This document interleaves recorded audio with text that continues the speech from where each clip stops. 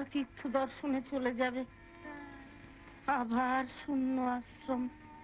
ঠাকুরের দয়ায় বদ্রীনারায়ণ দর্শন শেষ হলে আবার তো আমরা এই পথে ফিরে আসবো বোন, তখন আবার দেখা হবে।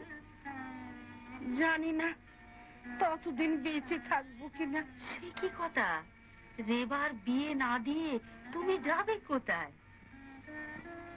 রেবার বিয়ে?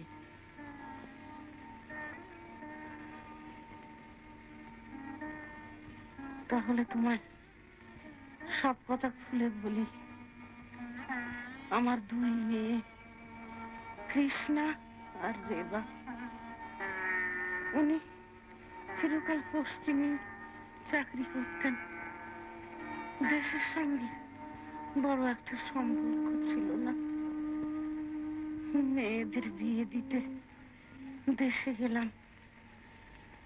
একটি পাত্রের সঙ্গে কৃষ্ণের বিয়েও দিলাম অনেক চেষ্টায়।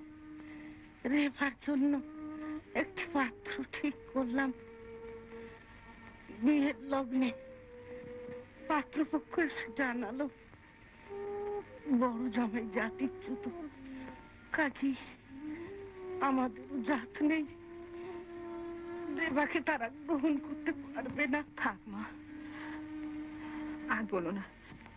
তার দুদিন পরে খবর এলো কৃষ্ণা আত্মহত্যা করে সব ঝালা জুড়িয়েছে। আত্মহত্যা? স্বামী স্ত্রী দুজনেই সংসার ছেড়ে চলে এলাম ঋষিকেশে। সাধু মহারাজের কাছে দীক্ষা নিলাম। কিন্তু দিদি, সংসার ছেড়ে এসেও শান্তি পেলাম কই। রেবার ভাবনা ভেবে আমি যে মরেও শান্তি পাবো না। আমি চলে গেলে ওকে ছেড়ে দেখবার কেউ নেই। আমি দেখবো বোন, রেবার সব ভার আমি নেব। তুমি? হ্যাঁ, তুমি দেখবে দিদি। হ্যাঁ, রেবা আমার কাছেই থাকবে।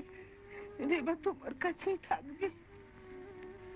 নারায়ণ তোমার মঙ্গল করুন, তোমার তীর্থ দর্শন সার্থক হোক, সার্থক হোক।